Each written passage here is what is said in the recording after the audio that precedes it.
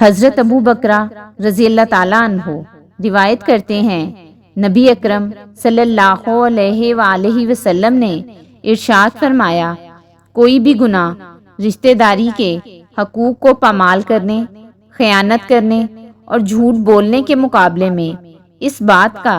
زیادہ لائق نہیں ہے کہ اللہ تعالیٰ اس کے مرتکب شخص کو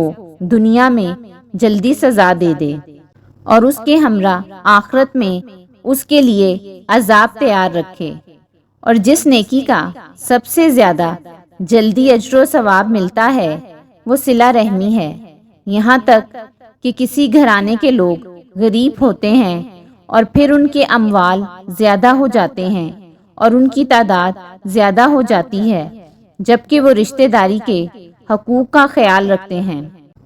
حضرت ابو رزین عقیلی رضی اللہ تعالیٰ عنہ روایت کرتے ہیں، نبی اکرم صلی اللہ علیہ وآلہ وسلم نے ارشاد فرمایا، اے ابو رزین، جب کوئی مسلمان اپنے مسلمان بھائی کی زیارت کے لیے جاتا ہے تو 70,000 فرشتے اس کے ساتھ چلتے ہیں